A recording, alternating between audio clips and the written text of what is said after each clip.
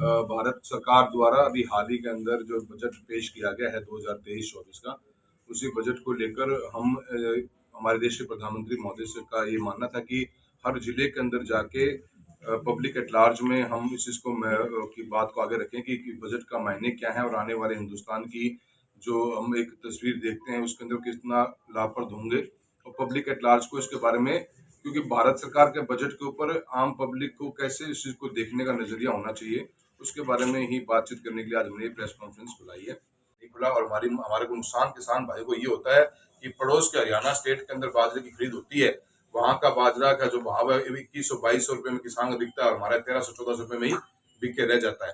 तो सरकार ने किसानों के ऊपर, महिला के ऊपर और वर्किंग मिडिल क्लास के ऊपर बहुत बड़ा फोकस किया है और सबसे बड़ा बात यह है कि हमें एम्प्लॉयमेंट जनरेट करना है। एम्प्लॉयमेंट जनरेशन करनी होगी तो हमें कैपिटल एक्सपेंडिचर के ऊपर जोर लगाना पड़ेगा, हमें पूंजीगत निवेश देना बहुत जरूरी है।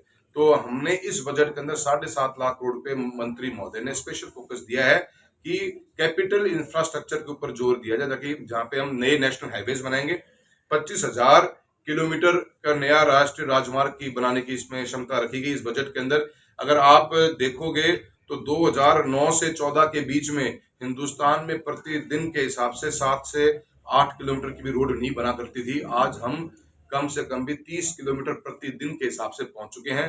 जो हमारा 90,000 किलोमीटर का नेशनल हाईवे का नेटवर्क हिंदुस्तान में था, बीते हुए 7 सालों के अंदर हम 1,45,000 किलोमीटर के पार पहुंच चुके हैं। और उसके साथ ही साथ में बदलते हुए हिंदुस्तान की तस्वीर का सबसे क्लासिक उदाहरण हमारा दिल्ली से मुंबई का नेशनल हाईवे जो बना है नया, जो 8 लेन हाईवे है और जो ग्रीन फील्ड है, जो उन एरियाओं से गुजरता है जिन एरियाज में कभी रोड ही नहीं पहुंची और स्ट्रेट लाइन है। आप 100 किलोमीटर की स्पीड एवरेज निकाल सकते हो, 14 से 15 घंटे के अंदर दिल्ली से मुंबई पहुंच जाओगे, जो आज का समय 2.5 से 3 दिन लगता है। ऐसे डायरेक्ट प्रावधान था और 25 साल तक का ये योजना थी, भारत सरकार द्वारा फंडेड थी, 50% भारत सरकार का पैसा था और इसका प्लान ये था कि पहले डिस्ट्रिक्ट एक्शन प्लान बने कि किन किन गांवों के अंदर कैसे पानी पहुंचेगा, कितनी हमें एसएलआर चाहिए, कितने हम ढानियों कनेक्शन करेंगे, कैसे पाइपलाइन आएगा, कहाँ से पानी का सोर्स होगा, क्योंकि हमारे पास में तारानगर, चूरू, राजगढ़ के 17 गांव, हमारे 27 गांव और सदाशर के कुछ गांव आपनी योजना फेज 1 से जुड़े हुए थे। पर सरकार के जब काम करने की नीति ना हो और नियत में प्रॉब्लम हो, तो मैं लगता है सबसे उदाहरण क्या बनता है कि टेंडर तो पहले निकल गए और डिस्ट्रिक्ट एक्शन प्लान बाद में बना और उसका नतीजा क्या हुआ। आज प्रमुख महोदय प्रधान जी बैठे हमारे सामने, आप समझ लेंगे कि हर गांव में शिकायत आ रही है कि पानी नहीं पहुंच रहा। क्या टंकी बन गई तो टंकियों से पानी नहीं पहुंच रहा, ढानियां वंचित रह गई। गांव के अंदर आपने ऊपर नीचे का लेवल हमारा, क्योंकि सब रेतीला इलाका है, तो ऊपर के इलाकों में पानी नहीं पहुंच रहा। तो ऐसी समस्याएं इसलिए आती है। देश के प्रधानमंत्री महोदय ने एक विजन रखा है और हमारे जो वित्त मंत्री हैं उनका विजन एक बिल्कुल साफ है।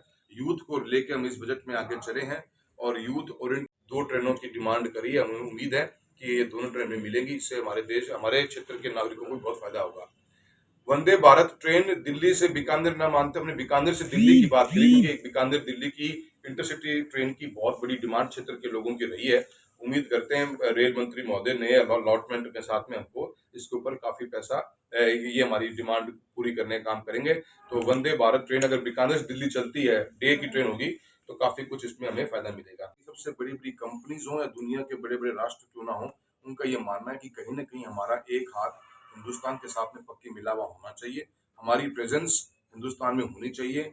जिस चाइना को हम एक मैन्युफैक्चरिंग हब माना करते थे, दुनिया का सबसे बड़ा मैन्युफैक्चरिंग हब चाइना बनता था, उसी का पैरेलल अब इंडिया एक नया एक पोटेंशियल कंप्यूटर दिखता है और दुनिया की सबसे बड़ी बड़ी कंपनियां भी हिंदुस्तान में आई है।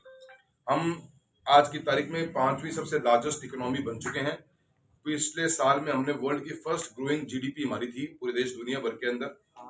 एक आत्म भारत का बात करिए, उस कॉन्सेप्ट को लेकर इंडिया से लेकर हर कॉन्सेप्ट जो आपने देखा है नरेंद्र मोदी जी के नेतृत्व के अंदर, देश एक अलग दिशा के अंदर और एक अलग सोच के साथ आगे बढ़ रहा है। इस अमृत काल के साथ में ही इस बजट को बहुत बड़ा महत्व दिया गया और अमृत काल के साथ में अमृत पीढ़ी जो हमारा यूथ है उसको फोकस लेके हम आगे बढ़े हैं और एक अलग लेवल के ऊपर इस बजट को उन 25 साल की ग्रोथ को माइंड में रखते हुए हमारा हर चीज प्लान होना चाहिए, वो होना चाहिए। देखिए कई बार सरकारें क्या है, प्रोजेक्ट रिपोर्ट्स बनती नहीं है, टेंडर पहले निकल जाते हैं। क्लासिक उदाहरण जो सबसे बड़ा एक इंडिया का जो पेनिट्रेशन हुआ, आज हर व्यक्ति जो आज हम लेन देन डिजिटल मार्फत से कर रहे हैं, उसमें जबरदस्त बड़ी ग्रोथ आई है। और उसका सबसे बड़ा इम्पैक्ट ये पड़ा कि भारत सरकार की आज की तारीख में मैक्सिमम से मैक्सिमम 99.9% स्कीमों का पैसा डीबीटी के मार्फत से आपके अकाउंट में पहुंचता है।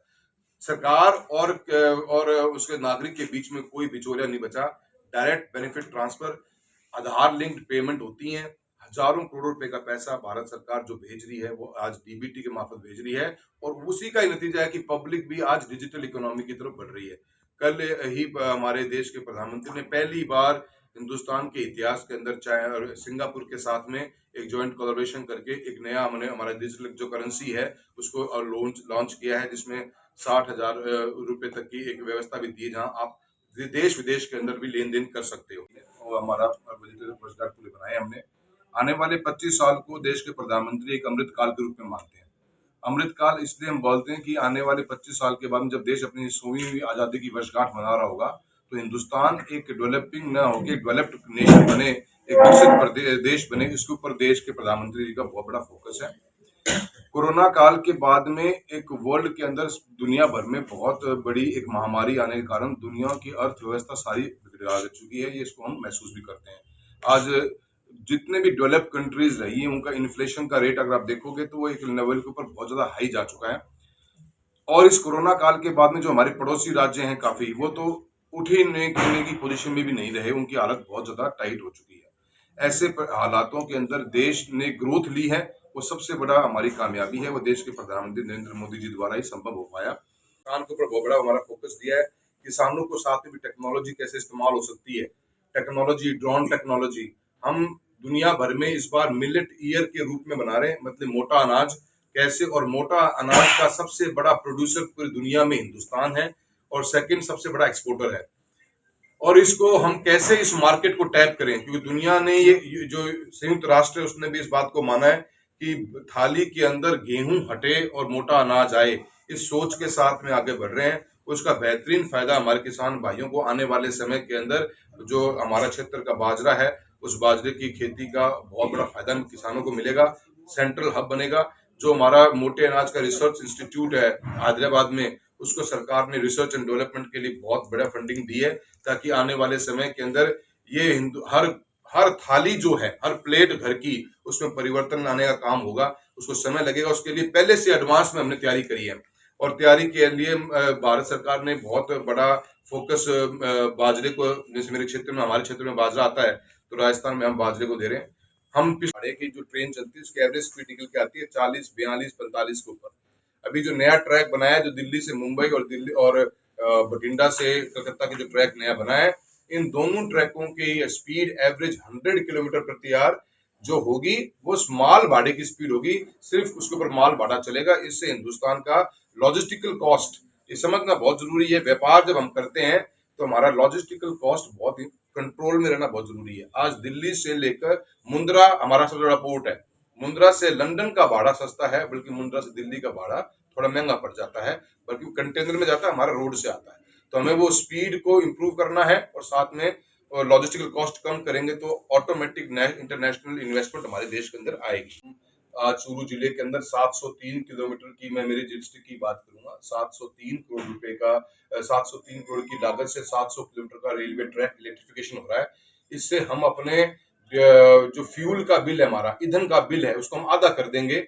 बिजली और डीजल के बीच में आधे का फर्क होता है और नई कनेक्टिविटी मिलेगी, वो बहुत बड़ा इन्वेस्टमेंट है। वंदे भारत नए जमाने की ट्रेन चल रही हैं, जो पूरा ट्रेन सेट यूनिट है, जिसके अंदर इंजन नहीं होता, लोको नहीं होता, मोटर बेस चलती है। उसकी स्पीड में दिन रात का फर्क होता है। 30% टाइम बचता है 0 से 100 और 100 से 0 आने के अंदर। और बहुत ही वर्ल्ड क्लास लेवल पे मेक इन इंडिया के रूप के अंदर पहली बार मेक इन इंडिया, हालांकि कई विदेशों की ट्रेनों ने भी आके इंडिया में इस ट्रेन सेट के ऊपर काम किया था, पर भारत ने आखिर में ये फैसला लिया, क्योंकि भारत सरकार के देश के प्रधानमंत्री मेक इन इंडिया पर ज्यादा फोकस करते हैं।